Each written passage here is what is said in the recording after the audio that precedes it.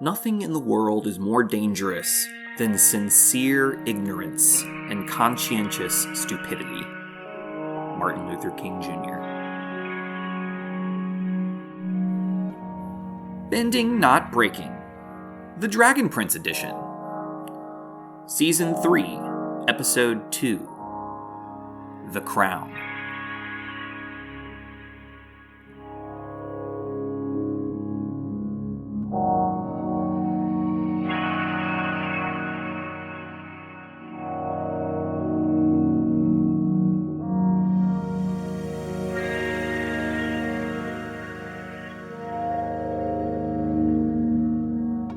Hey, welcome back. It's another episode of the Dragon Prince edition of Bending Not Breaking. This is your host, Ben Pruitt, and I am so excited that I got to spend this time with you. This is really exciting because I have been thinking about how to make this season work, and I think I have a plan now. And it's looking like it's coming to fruition. I'm going to start having some super cool guests on for the Dragon Prince episodes, and I really hope that you enjoy having them because I'm pretty eagerly looking forward to some of the guests that we'll have. They may not be people you know, but the conversations will be ones that you will probably enjoy. So I'm just going to float that idea out there for you all. And if you want to know more, before it all happens, you can join our Patreon, because that's where people know what's going on, because that's where the cool people are at. I'm just saying, you can also be cool by joining our Patreon, BNB_pod. We have lots of cool perks on our Patreon page, including monthly live episodes. We have a Facebook group that has some conversation happening every now and then. Oftentimes one of us will make a witty joke every now and then, or someone will. And it leads to some fun discussion. But additional perks are we have monthly mini episodes that we've been putting out pretty consistently. And in addition to that, we also have different tiers that involve different things. So like personalized mini episodes. We also have one-on-ones with me at one tier, which has been pretty cool for a few patrons as well. So moral of the story is I'm just offering that as an option to you because I don't want you to, go on with life being ignorant of the joy that you could be having by joining our Patreon. That being said, not everybody can support on Patreon, but I know some of you are burning to support us another way. You can always just give us a really stunning review on Apple Podcasts or any other place where you can review our podcast. Those little reviews make a big difference in terms of circulation, so that helps. Anyway, I've spent too much time on this, so I'm going to move on. Today we're talking about ignorance. Ignorance is our lens for this week because I've been thinking about ignorance recently, and I think there's a lot of things that play with ignorance, and the story I'm going to share about it kind of gets into that. So I was, once upon a time, interested in having a relationship, a romantic relationship, and I invited the person that I was interested in over for dinner, and we were going to cook dinner, and I was really kind of like, okay, this is my moment, right? And so I'm excited to cook dinner, and I don't remember what we were cooking, but I do remember that we were cooking with garlic, because garlic goes with everything, right? Garlic is delicious.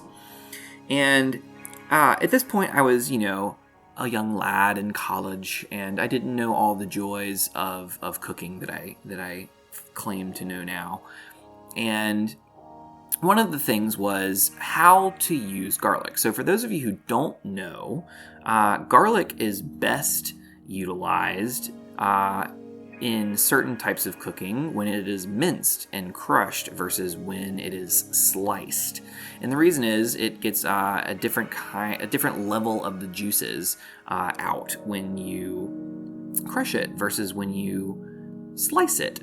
And I go to prepare the garlic for whatever we were cooking, and I am about to start slicing it and chopping it and doing that. And as soon as I start doing it, the person I was interested in gasps, and this is an audible And she's like, what are you doing? And I was like, I'm prepping the garlic. And it was this like shocked, judgy look that led to her taking over the garlic. And I was like, okay, I can do other things. And I started prepping other things. And, the rest of the time went well. But I realized that and it's one of those things where, like, I knew that you minced garlic. I had a garlic crusher, a garlic press, if you will, and I had used that multiple times, and I did not have that at this location, so I was going to do my best work. And, it just led to this me feeling inadequate for the rest of the evening because I was like, oh, I can't believe I didn't know what to do with the garlic. It was running through my head through the rest of the night. And I clearly still remember this pretty well because it affected me. And so often I think people are judged for their ignorance. And what that leads to is we are not partners. We did not end up going on another date. And it was one of those things that just kind of like left a funny feeling on the evening. And I think that when we jump to this like gasp of ignorance, and let me be real, there are certain things that merit a gasp and then there are things that don't, and I think oftentimes that depends on our context and our situation. But I also just want to note that no matter what, I wonder if the loving response is, how do we really address your learning in this situation? And I think that ignorance often comes from, there's this fine line between, willful ignorance and stubbornness centered around, no, I'm choosing not to learn that because I don't want to deal with the discomfort it will make me feel, versus, I legitimately had no idea, and my response is to learn and do better, and I want to grow, and I want to use garlic correctly. And let me be real, there are certain times where you do slice garlic. It's very helpful when you slice garlic for marinades, for instance, or for sauces. Anyway, I digress because this is not about garlic. This is about ignorance. Anyway, moral of the story is, I wonder what it would be like for us as a community if instead of responding to ignorance with judgment and scorn, we responded to ignorance by helping them understand and not being judgy that they didn't know it all, but rather helpful in those moments. And I just wonder what this episode can teach us about that. So anyway, now we can lean into the episode because that's what's important. And today we're talking about The Crown. Not The Crown Netflix show, but the episode The Crown of the Dragon Prince, which you all are clearly going to know. I'm just rambling at this point. Anyway, it's time for a recap. So I'm going to count myself down and go over a quick recap and do my best. 3, 2, 1. Okay, so Bate and Ez are talking about the dragon, and they're like, oh, let's reminisce. And then they're like, they learn about being king from Opelli and from walking around, and there's jelly tarts, and then he gets lots of messages from the backlog and then finds out about assassinations, and that's really terrifying. And then Sword and Claudia walk in, and they're in chains, and then Prince Kasif is, all about some war, and Ez is all about some peace and not blaming kids for their parents' mistakes, and then he puts on the crown. But before that happens, on the other side, there's Calum and Rayla traveling through Zadia, and Calum loves every new discovery. He is just all about some new stuff and Adoraburs, and then, there's some stinky stuff, and then there's some stinking cute stuff. And that's my recap. Woo! I got just over 30 seconds. I'm going to say that was a total win. If you want to do a recap in practice, I just want to say that you are welcome to send your practice to us in audio form. We may or may not put it on the podcast. I'm just going to invite you to do that because you never know how hard it is until you actually try it. Anyway, we're going to move to our next segment. Our next segment on this episode is the top 5. My top 5 moments of ignorance in this episode, which probably is not as funny as that label would suggest, as it's not like a BuzzFeed thing. Anyway, moments of ignorance, whether they be good or not good or no judgment. Really, judgment's not a good idea. Anyway, I digress. I'm focusing on characters, and because I felt like every character had a different response to ignorance, that I kind of want to touch on their response because I think that's importante. So, Callum is who I want to focus on first, because I love Callum in this episode. This childlike wonder that he has going through Zadia with Rayla and Zim is the way that I would hope that I just led my entire life. It's so beautiful. And Callum clearly doesn't know what Zadia has to offer, and Rayla does and is acting as tour guide, and Callum responds to everything she shares with awe and wonder and fascination. And I wonder what it would be like if we responded to what we didn't know with curiosity.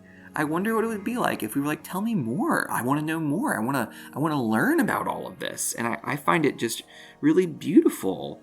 And it's everything from the landscape to the trees to Zim burping sparkles. You know, there's the meladaisies, right? And he just goes through and says, what's this? What's this? What's this? What's this? And Rayla's like, okay, you know, I'm going to take advantage of this and I'm going to give him, you know, a flatulily. And, you know, she kind of takes advantage of this ignorance. And he responds with, wow, I wish Ezrin could experience this. Like, he's on such a high right now that he almost doesn't mind. Clearly, he doesn't want to keep smelling these things, but at the same time, he's like, wow, this is an experience that I will never forget. I wish Ez were a part of this. And I find that to be really beautiful, right? Like, I think that's something to strive for, that we can be curious and really genuinely want to know about all the cool things that are happening. And I find that from Callum to just be lovely and really part of his, you know, attraction and what attracts people to him, I think. And, you know, and the response to Adoraburs is gorgeous. Like, he gets one, sees what happens, and he's like, okay, now I'm going to go find several. And then he just leaps into a pile of them and turns into an Adorabur monster. I think part of what what's the best word for this? I've been trying to avoid light metaphors and dark metaphors, but that's what the first thing that comes to mind. I guess there's a really beautiful side to ignorance when you respond to it with curiosity and awe and wonder. So I wonder what it would be like. So the next person I want to focus on is Opelli. So this is my top two right here, right? Not in any particular order, but my next person is Opelli. Opelli is not necessarily the one who is ignorant in this episode, but rather the one who kind of knows the ins and outs of the throne room and how all of the formalities involved in monarchy and the High Council and all of the things involved. And Opelli is just a very gracious teacher in this episode. I really admire her response to Ezrin's ignorance as well. And I think it's a response of grace. And I think that this is kind of what I was hinting at in my short story about garlic, is that I didn't receive grace. I received judgment, and it was hardcore. Like, oh, I can't believe you would do the garlic that way. And then with Opelli, it was like, no, I understand that you probably don't know this. Let me continue to teach you and inform you and make sure that you do know. And then when he makes decisions, she respects them once he knows the information. And I think that's so important, because the other side of it is, okay, like when Corvus is trying to get in the throne room, Opelli's like, hey, here's the deal. You can't let anybody in unless the king specifically requests them. And Ezrin's like, I specifically request Corvus. And I think a lot of people would respond to that by saying, like, but, like, you should really reserve who you should let into the throne room, you know, because, like, it's really, like, super big deal. And you're letting, I really wonder if you're thinking about, and then she just doesn't question it. She's like, okay. That checks out. And the guards are all like, that checks out. And so there's this respect for Ezrin that once he knows the information, that they let him make the decision. And I think that's amazing. I also think That's a really beautiful way to teach children. I think that oftentimes we try to manipulate them into choosing the right thing, and I wonder what it would be like if we said, hey, here's all the information, you get to make the choice. Now, I can feel all of the people who are responding to that statement with like, no, but what about, and like, I hear you. I totally get it. This is not applicable in every situation, but I wonder if that was our default. That's what I'll say. What would it be if our default was to respond in a similar way to Apelli, where we give all the information and then respect the decision that is made? So thank you, Apelli. You're a boss. Now let's go to Ezrin, and let's look at Ezrin's side of this. And I find that Ezrin and Callum are similar in their response to things that they don't know. Because, like, the first thing that Ez does upon walking out of the room is, like, test the guards and, like, okay, I'm gonna, like, dance around and watch them continue to do this. And he's playing with them. And I find that really beautiful, and I would find that really endearing in a leader, that somebody who is willing to play and be curious and learn. And then, on a more serious note with Ezrin, I kind of want to go to this moment where the guard that walks in with Soren and Claudia, Soren's like, why are they locked up? And he's like, well, they're Viren's children. And Ezrin has been living with them for years. And so, like, why did he respond with, well, they're Lord Viren's kids. They're criminals. And it's, the logic doesn't compute for Ezrin. He's like, so what? What does that have to do with the price of butter, right? What does that have to do with what's going on right here? And I just love that Ezrin doesn't, like, fall prey to the logic of people. Like, there are some people who would fall to the pressure of being king in this moment, and someone who is their elder or who is older than them or that they respect would pressure them by, like, they're Lord Viren kids. And it's like, oh, you're okay. And then not respond with, so what? I really admire Ezrin for that, for responding to a question that tried to question his judgment, frankly. And I think that I wonder if it was such an obvious thing to this guard that, well, of course, it's because this is how it's always been done, that they're Viren's kids, therefore they're guilty too. And I just love that we're questioning this thing that is happening, that has been passed down. And I think that's what's beautiful about sometimes having children lead us, is that they aren't necessarily affected by the decisions of their predecessors. And I think that's what makes Ezrin super cool, is that he's like, nah, fam, I'm going to choose to do what is right rather than listen to what has been done for forever.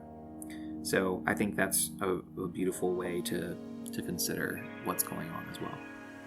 Okay, speaking of Claudia and Soren, that is my fourth point that I want to focus on. Claudia and Soren come in to this throne room in chains, and Claudia is, I didn't know Soren was planning to kill the king. I still don't even kind of believe it. And she's just mad because she was ignorant in the first place that Viren didn't include her on the project.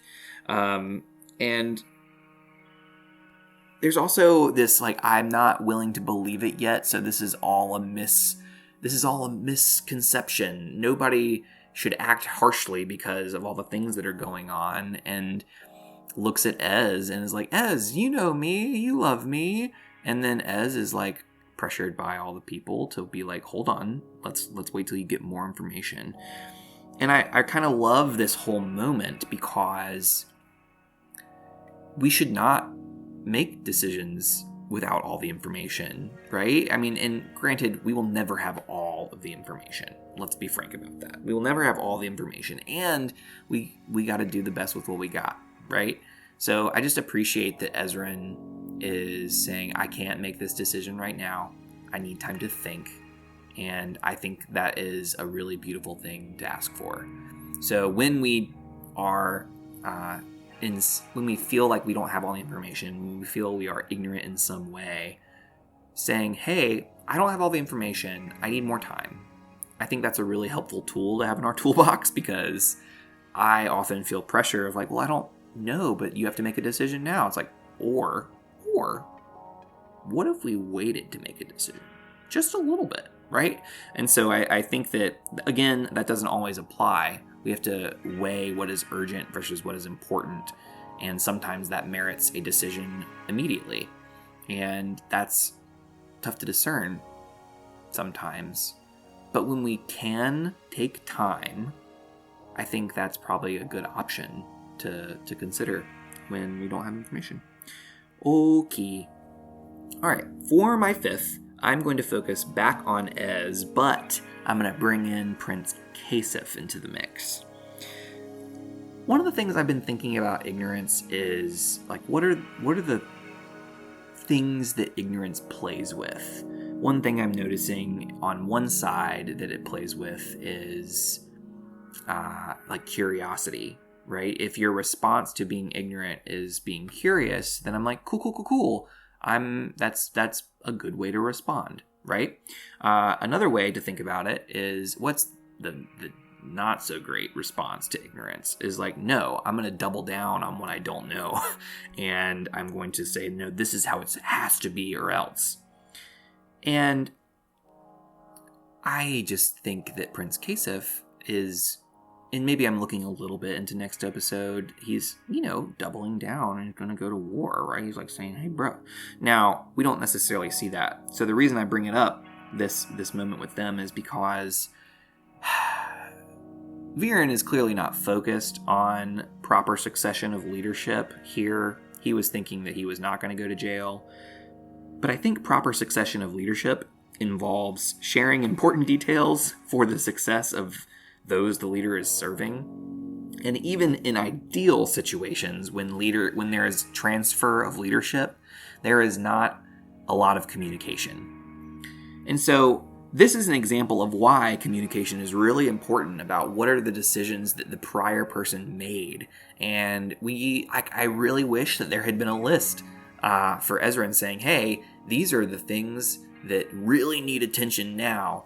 And it would be nice that if someone had been reading those things, like the idea that there was someone there was not a head of state in Catullus making decisions for however long between Viren going to jail and Ezran leading, and nobody was reading all of those 400 messages is mind-blowing to me. It's unreal, right? Like the idea, like there's a West Wing episode where President Bartlett, spoiler alert for this show that is multiple years old at this point, but many years, President Bartlett has to go into surgery, and it's one of those things where for an unforeseen amount of time it was not clear who was in charge of the nation,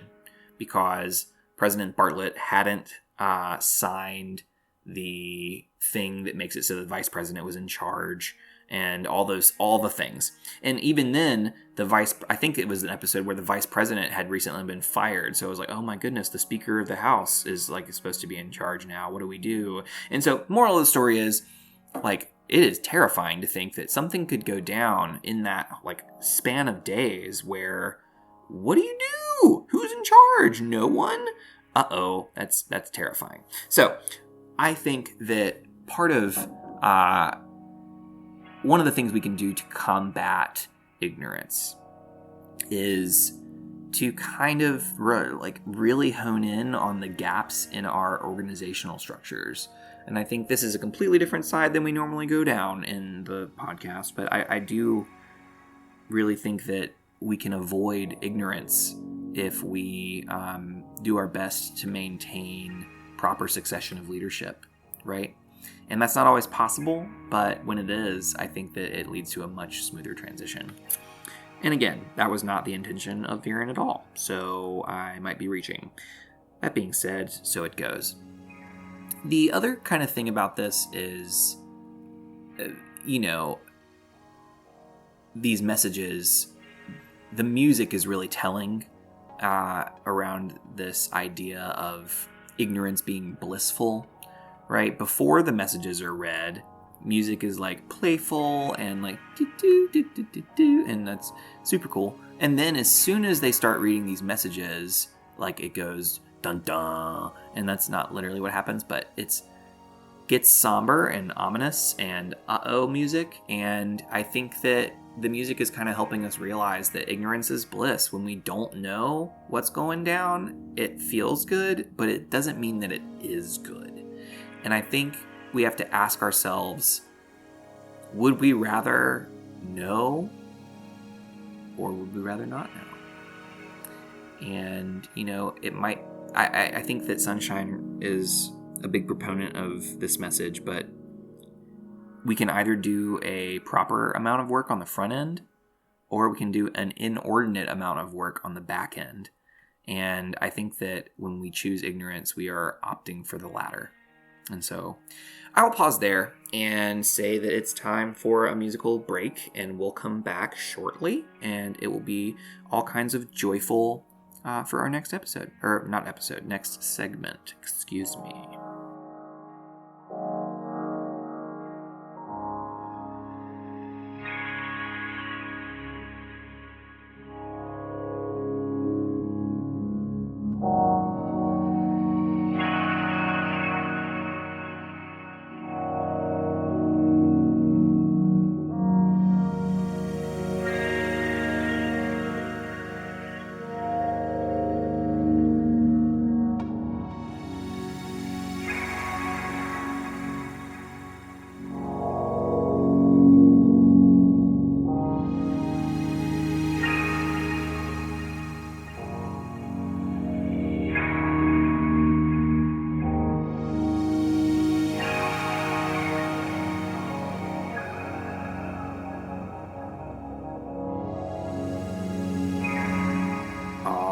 All right. It is time for our Lens MVP. Lens MVP. And again, just as a reminder, Lens MVP is the person, the character in this episode that really kind of just embodies the lens. And for this one, my nominee for the Lens MVP is, based off what I've said already, is Callum. I think that curiosity is just a beautiful response to ignorance. I think it's beautiful. I think it's really telling, and we get to see the smiles, and it just makes a big difference. And it's not to say that that didn't happen elsewhere in the episode, but Callum made me smile the most, so I'm nominating Callum. Feel free to, nominate your own. You can send us a voicemail at thearkofe@gmail.com, or you can tweet at us on BNB_pod, or any of the other social media things, BNB_pod. All right, moving on. Next, and finally, we are moving on to our gratitude. Gratitude because it's super cool to be grateful. For my gratitude, I am really grateful for Opelli. And again, I feel like I've talked about this, so I don't need to belabor it, but Opelli just is a really helpful teacher in this episode. She notices that Ezran hasn't been wearing the crown. She goes and talks to him and said, hey, this is a pretty big deal, and you are still a child, and that's okay. I didn't sense any real judgment from her saying, hey, you should totally choose Regent because you're a child and you're clearly struggling. That was not the tone of her conversation. It was saying, hey, I know this is hard, and I want to support you, and this is one option. And I thought that was really beautiful, and I think that her offering that to Ezran was a true gift, and it made him, when he chose not to do that, I think it gave him 2 feet to stand on, and it made him stronger in that moment. So I just really want to be grateful for Opelli because she's thebomb.com, and thank goodness, right? Thank goodness. Okay, this brings us to another episode, the end of another episode of Bending Not Breaking. This is your host, Ben Pruitt, and thank you so much for being a part of this and for supporting the podcast by listening. And I really hope that you enjoy our other episodes too. If this is what you're joining for Dragon Prince, I hope that you check out our Avatar episodes too and our core episodes, because my co-host is pretty cool and makes a lot of the conversation pretty great. So I just invite you to check that out. But for now, it is the end. So until next time, be well and do good.